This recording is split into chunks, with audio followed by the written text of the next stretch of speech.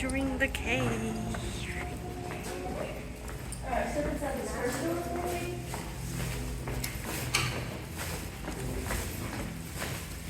Oh, so dark.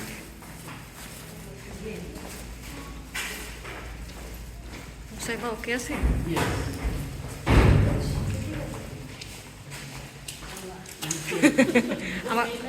আবার উষ্টা মুষ্টা খাবো না তো?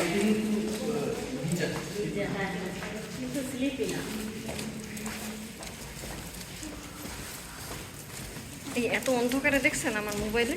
Alright, so y'all just be sure to watch your step. Little slip.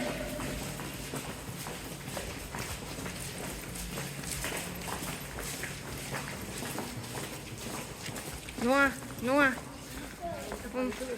মামার সাথে থাকো বাবা, এই মামার সাথে থাকো।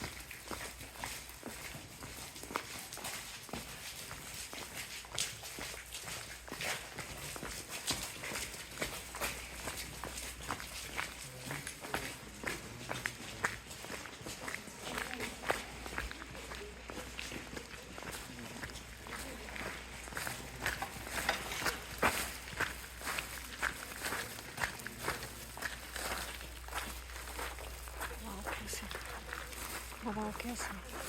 মামা ওকে আছে বাবা? ওয়েলকাম টু মামাস কোলে। I'm Michaela. Hi, great to meet you guys. You guys ever been to a cave before? Yes. We have. Yes, we did. Oh, cool. So this is one of several. Y'all been to this cave? No, no. We Carl's went Cavern. Carlsbad Caverns in New Mexico. That's really cool. I've only been to four.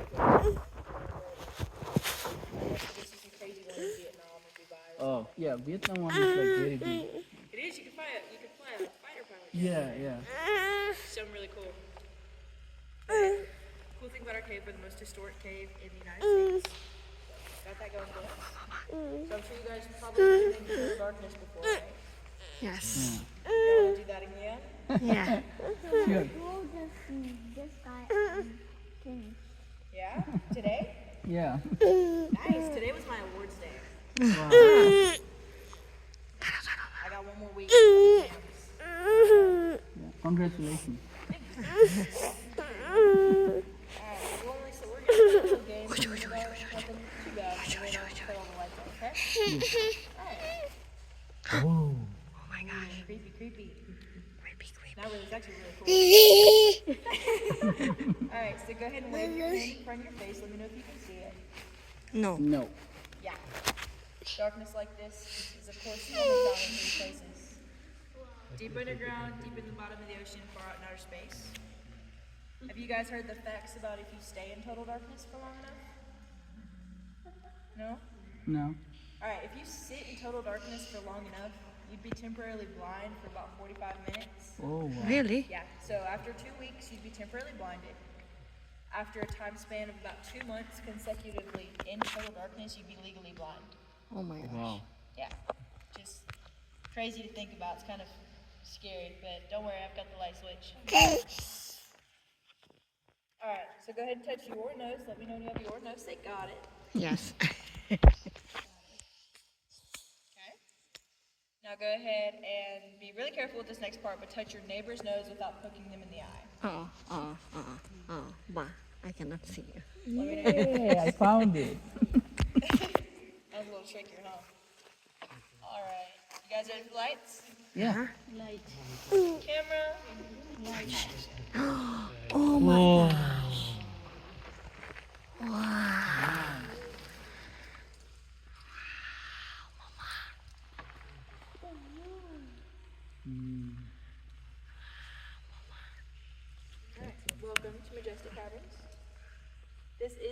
largest room in our cave called the Kamaga Cathedral in honor of first Native Americans. They believed that this cave had natural healing powers, which is where the name Kamaga came from. Excuse me. Be careful. Be careful. Why is it slippery down there?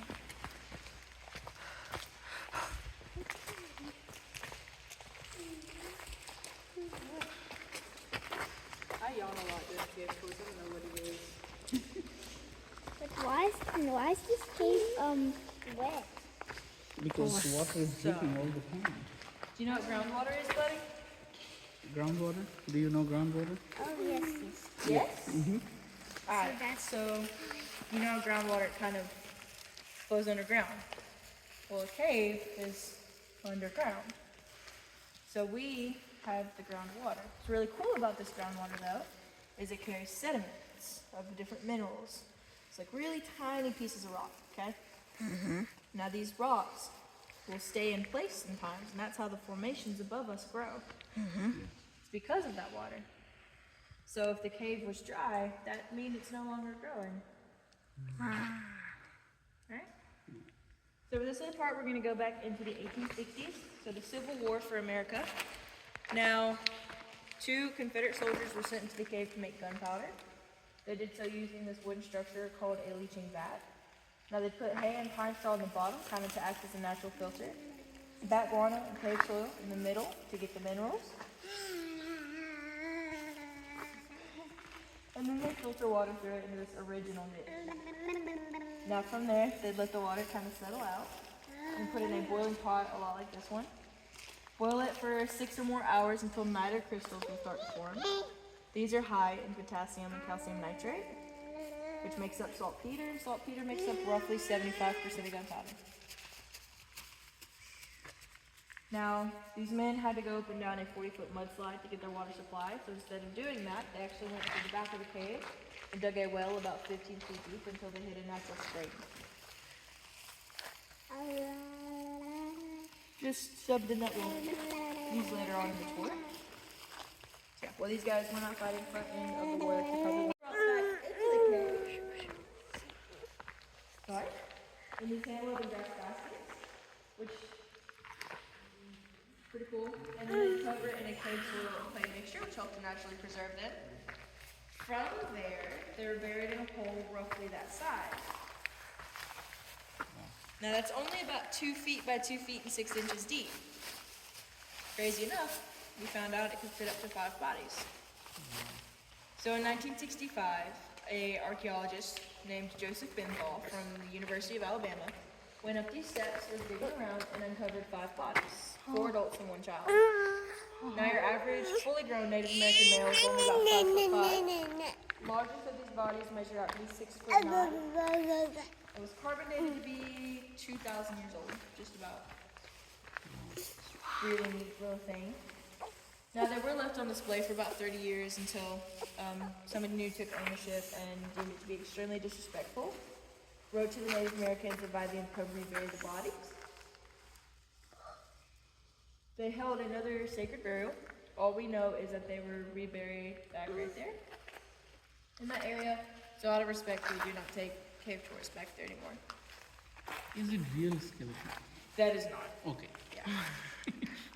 That would be really bad. Like we're sitting here talking about disrespecting people and just have a skeleton on his plate. That'd be bad.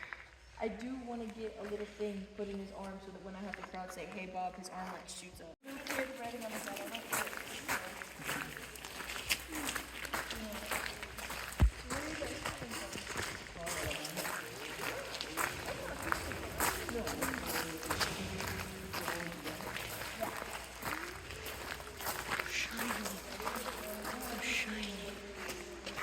They're so lucky.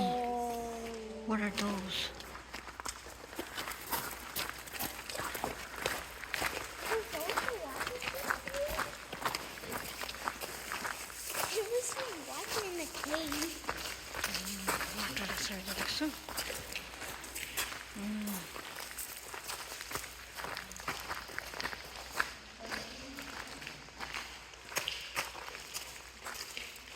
So y'all can head into the back room in just a minute. So for this part of the cave tour, you guys are gonna go back, just make sure not to cross the ropes. Always look in front of you because there are a lot of low-hanging formations. A lot more than in this big room. When you get back there, you'll find a couple different things. So a birdhouse that says See Talladega 12 Mile cave crawl. Pretty cool. A clock, not a clock, geez. Everybody's got in my head it's a clock. A thermometer. Says 60 degrees, just showing that the cave has a natural temperature of 60 degrees year round. And then lastly is a waterfall ran naturally by a spring up above the cave. And then this cool little thing is the well that the Confederate soldiers dug to get their water supply to make the gunpowder. Really cool. Alright, so if you guys would like to head back there, you're more than welcome to. Sorry. What did you say? You guys would like to head back there, okay? And Jay, about 5 minutes, head back out here. Mm-hmm. So just back up this pathway behind me. Okay.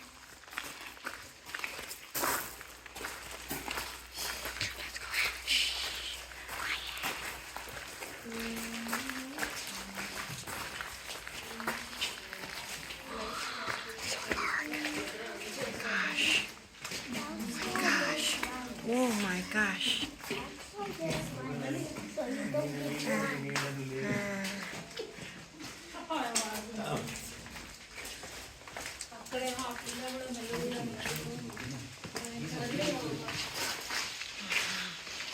Wow. What aqui, sir? From the light, they grow. I hear a water sound. Waterfall.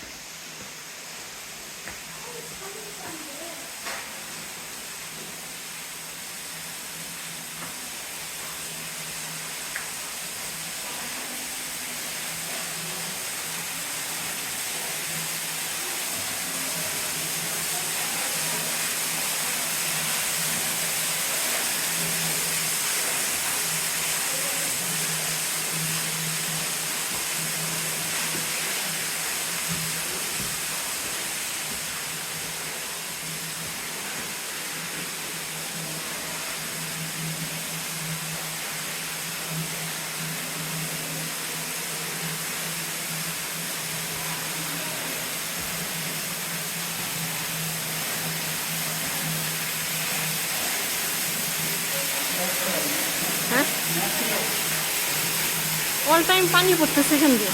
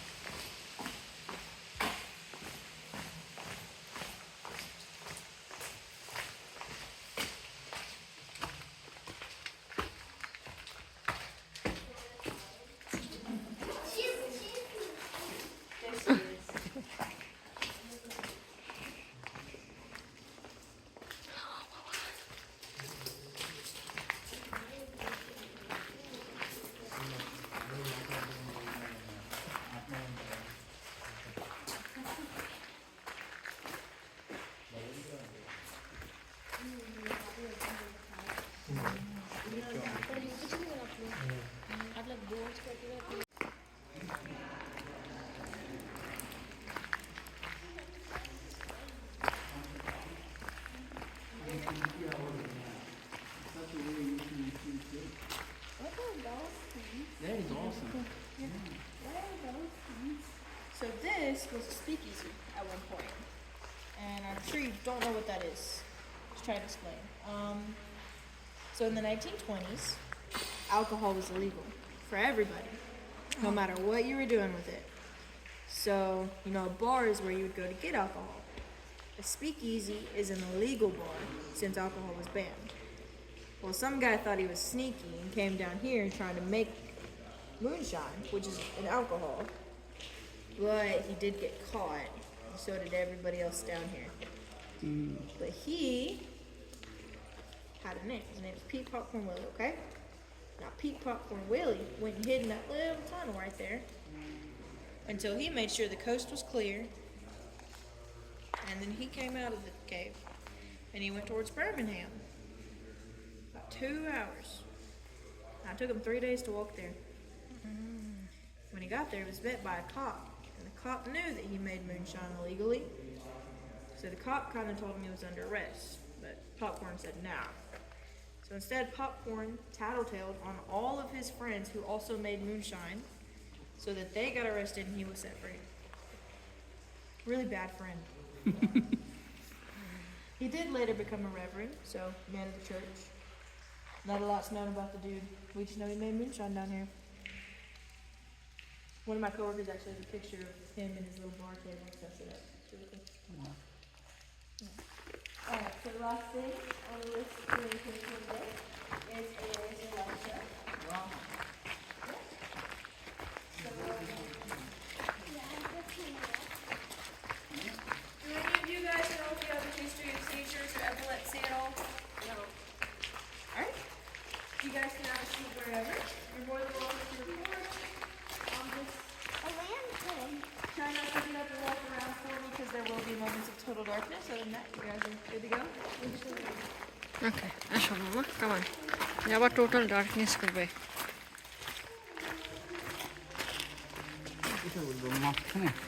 চলো ওই যে আমরা বসছিলাম ও আচ্ছা এইদিকে বসবো ওকে